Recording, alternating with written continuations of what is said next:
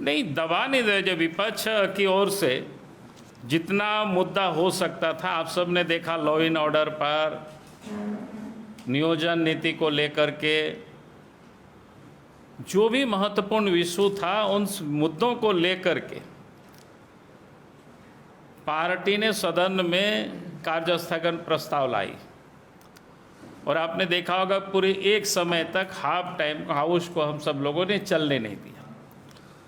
हम लोग ये बताना चाहते थे सरकार को, जो इस राज्य की जो जन समस्या है जिससे लोग पीड़ित है, उस पर बहस हो, सरकार को बहस करानी चाहिए।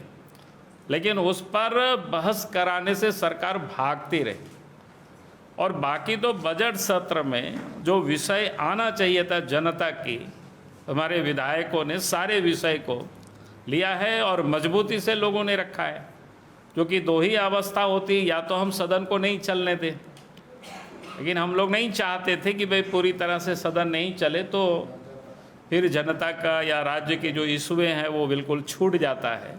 तो हम लोगों ने तय किया था कि भाई सरकार के समक्ष या सदन के समक्ष हम सब लोग लाएंगे। अगर बहस कराएगी तो ये सरकार की गंभीरता दिखेगी, और नहीं बहस कराती है तो ये समझेंगे कि जनता सरकार भाग रही है जनता की सवालों से। आपने देखा होगा कि पहली दफ़ा राज बनने के बाद मुख्यमंत्री का प्रश्नकाल को सरकार ने समाप्त कर दिया, विधानसभा अध्यक्ष ने। आखिर मुख्यमंत्री को डर किस बात थी? यही ना डर थी कि जनता के सवालों का हमें जवाब देना पड़ेगा, नीतिगत कई एक सारे मुद्दे हैं उसकी जवाब देनी पड़ेगी। अब मैंने इतने कमज़ोर सरकार है कि जनता के सवालों का जवाब देने से भाग रही हो, तो आप समझ सकते हो। और हम लोग क्या कहेंगे? सत्ता में बैठे हुए लोगों ने, उनके विधायकों ने कैसे कहा कि अफसर उत्तर नहीं देते हैं, मंत्री जो भी उत्तर पदाधिकारी लोग लिख के लाते हैं उसको पढ़ते नहीं हैं, उसको रिव्यू नहीं करते हैं। तो ये सारे तो सब कुछ सामने आए बातें।